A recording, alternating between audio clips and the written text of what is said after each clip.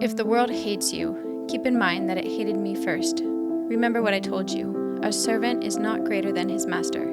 If they persecuted me, they will persecute you also. We need to stop spreading this manipulative rhetoric. Charlie Kirk is not a martyr. Today we're going to be breaking down the truth about martyrdom, manipulation, and the dangerous Christian martyr complex. Let's talk about it.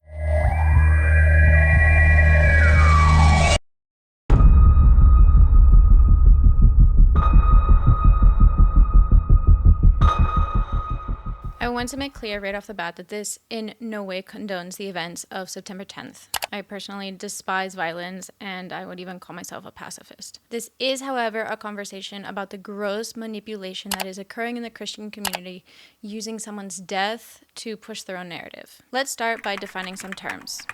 According to the Merriam-Webster dictionary, a martyr is someone who voluntarily suffers death as the penalty of witnessing to and refusing to renounce a religion. Or it's also a person who sacrifices something of great value and especially life itself for the sake of principle. Both definitions establish the premise that you must decide to sacrifice something in order to become a martyr. The first one says voluntarily suffer, while the second one says sacrifice for the sake of a principle. Charlie Kirk did neither. In fact, I would say that he benefited from his beliefs and his ideology.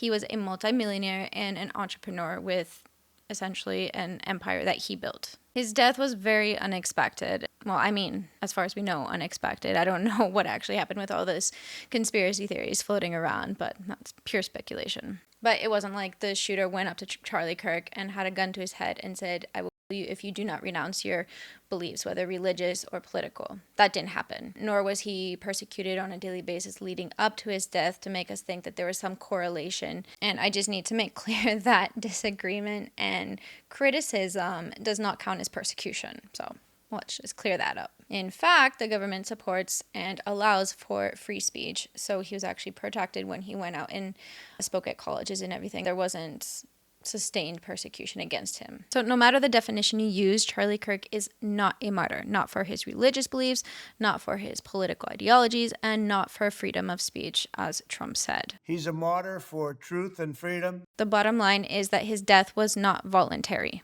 And I mean, even had a security detail to prevent attacks like this.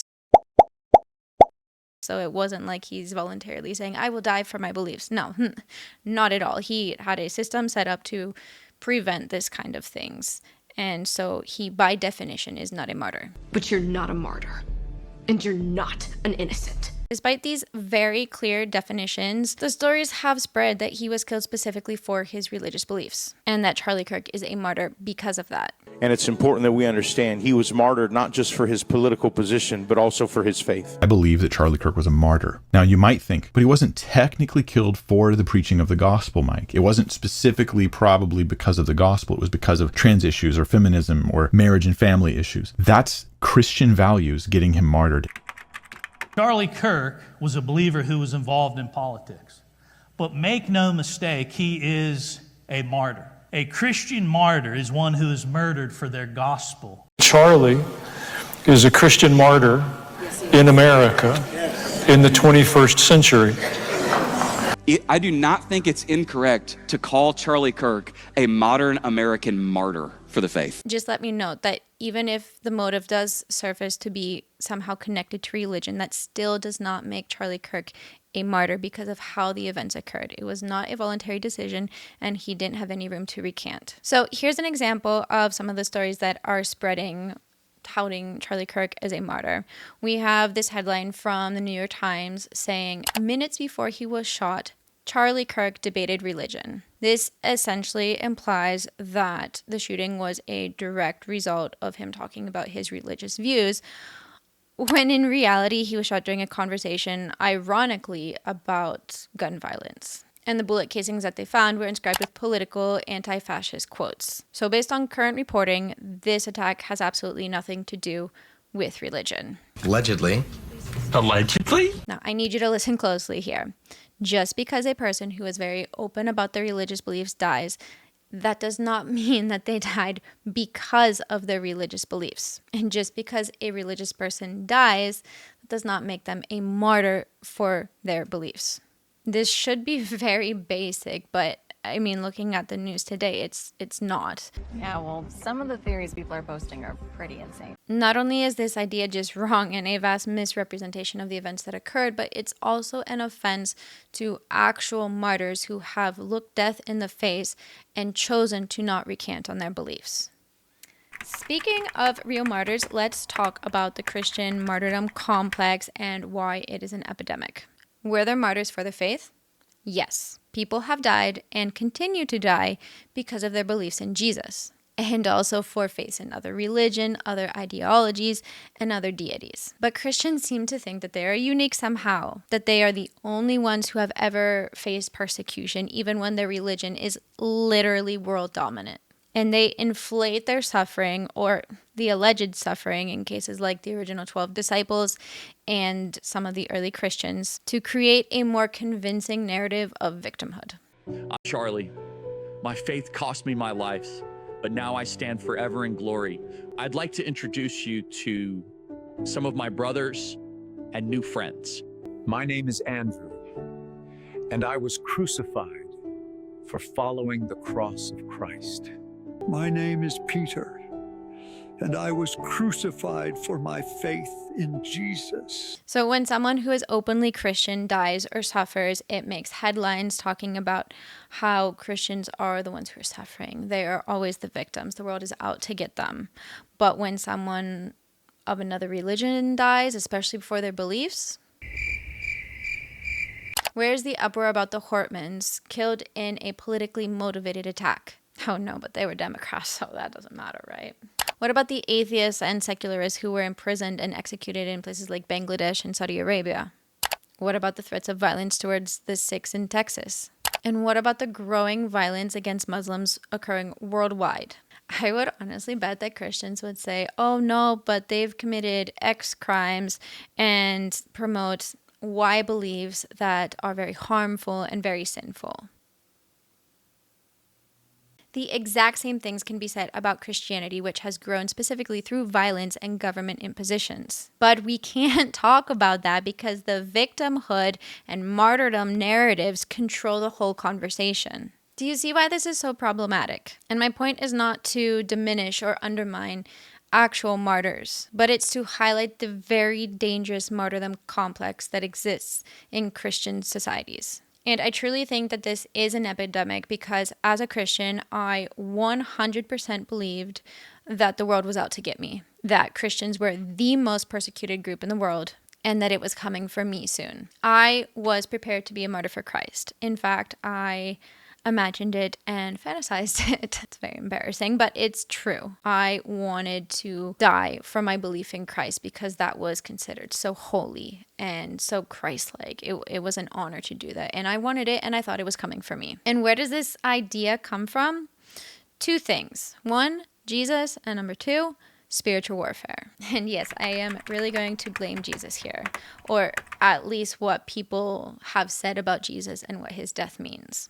Jesus' death on the cross is heralded as the ultimate sacrifice, one that Christians must emulate. In Matthew, Jesus is quoted saying, "Whoever wants to be my disciple must deny themselves and take up their cross and follow me." And then in John, he says, "Greater love has no one than this, to lay down one's life for one's friends." So you see that there's this idea that suffering and death are the ultimate sign of love, and that is something that is required of all Christians. The New Testament also explains how being one with Christ means suffering, and that Christians should expect and even find joy in their suffering. Philippians 3:10 says, "I want to know Christ, yes, to know the power of his resurrection and participation in his sufferings, becoming like him in his death." And then in 2 Timothy 3:12, we have, "In fact, everyone who wants to live a godly life in Christ Jesus will be persecuted." These verses make it so that Christians expect to suffer. And they actually say that suffering in any form is a sign that you are on the right path, that you are on God's path for you. If you're going to follow Jesus, that path will include suffering. Which is why they look for it everywhere. Which is why they label everything persecution. Which is why they label this act of violence on towards Charlie Kirk a religious attack, and which is why they make a martyr out of someone who was a victim of a tragedy. These narratives are only emphasized by the idea that we are in a spiritual war, that we are not fighting our battles against flesh and blood, but against the powers and rulers of the dark world, aka the devil and his demons. So even though there's no link now between Charlie Kirk's death and religion, Allegedly, so far based on current ongoing investigation, it has been called a religious attack because the demons wanted to silence him. Make no mistake, today's events were fueled by the demonic, and it was nothing less than a demonic assignment against the position of righteousness. This spiritual warfare rhetoric is honestly disgustingly manipulative because it reduces major, complex issues to nothing more than an invisible battle. It removes nuance, prevents accountability, and as we can clearly see, justifies radicalization. So what they're doing by creating a martyr out of Charlie Kirk and painting what happened as just a part in a cosmic battle is manipulation and propaganda. Incredibly powerful and effective? Absolutely. But it's still manipulation and propaganda nonetheless. Because this perspective reframes the event as a religious attack, it removes any negative connotation that Charlie Kirk had, and he had quite a lot. And it uses his death to push Christian nationalism. It rallies the people behind a cause and completely shuts down critical thinking. Critical thinking about things like how perhaps you can be both a victim and a perpetrator, maybe a useful conversation in this situation. And this isn't the first time this has happened, by no means. The Christian martyrdom story has been used since the conception of the Christian faith for everything from embellishing and fabricating the deaths of the disciples and early Christians to spreading made-up stories about Christian martyrs to spread influence. None of that was real? More recently, we saw the effect of Christian martyrdom with the 1999 Columbine High School massacre. Christians claimed that Cassie Bernal was asked whether or not she believed in God, and upon answering yes, was shot and killed. If this story were true, she would actually be a martyr because she fits the description. It was a voluntary choice. She decided to say yes when faced with death. That would fit the description of a martyr. However, it was a fabricated story, one used to promote the continued idea of Christian persecution. She was, in fact, not questioned about her faith before dying. Nevertheless, we have songs and books raving about her incredible faith in God. And the same thing is happening with Charlie Kirk. We already have videos, t-shirts, and other things made about him and his martyrdom and his sacrifice within a few days after his death. Both the Cassie and the Charlie stories are honestly disgusting examples of how people are taking tragic deaths and using them to push an agenda. And not an agenda about gun violence, civil discourse, or security. No, that would actually make sense. But no, the agenda that's being pushed are ones of religious imposition, cosmic battles, and increased political division. There are calls to action to rise up more Charlie Kirks, to be more on fire for God, to be bolder in your faith, to influence the United States. This is what is happening, and that's not even the reason that we know of that he died. Double down on truth. Double down on courage. Double down on your faith and on your families. Charlie Kirk's death will be the catalyst to hundreds of thousands of Charlie Kirks that will rise up. Young men, you need to have a destination in your life. This is a spiritual battle. This is not political.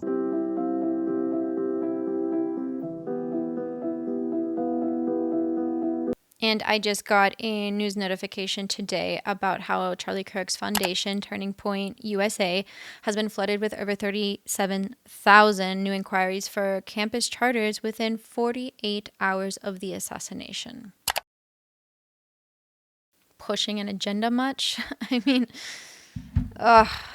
And his wife, Erica, just spoke in public for the first time since his death. And instead of focusing primarily on grief and loss, her speech was a direct call to action. And I don't know, forgive me, but if my husband just died, you could not get me up in front of a bunch of people to talk about rallying together to stand up for a cause. I could not do that. And I understand that she and her husband have been public figures. I understand that they're prepped for the spotlight and everything, but her speech did not sound like mourning. It sounded like narrative and branding. Her words weren't so much about processing what happened, but about mobilizing. Support the organization, build new chapters, and keep the movement alive. We'll never surrender. Go find your local Turning Point USA chapter. Join it. Stay involved. He wants you to make a difference. And you can. You can. The movement's not going anywhere, and it will only grow stronger when you join it. It wasn't a rallying call for gun control, and I mean, that would be against what Charlie Kirk stood for, but it wasn't even a call for reflection, for time to come together and promote safety, promote more civil discourse. It wasn't any of that, but it was for the same Christian nationalism agenda, but to make it louder and stronger. No one will ever forget my husband's name, and I will make sure of it. It will become stronger, bolder, louder, and greater than ever. And this narrative has painted a man who has literally said that other victims of gun violence were the price to pay for our Second Amendment. I think it's worth it.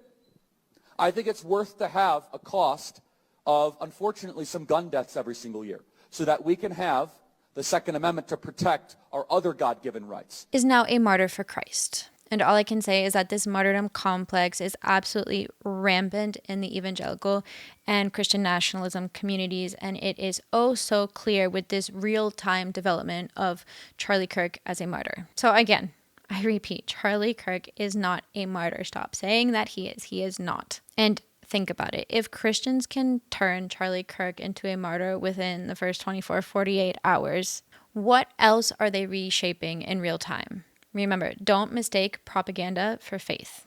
All right, guys, that is all I have for you today. I know that was a bit of a heavier topic, but I wanted to talk about it because I think it's a really important thing that's going on in our society today, this whole idea of martyrdom. So let me know what you think in the comments below. Make sure to hit that like and subscribe button so I can keep making videos for you. And until next time, question everything.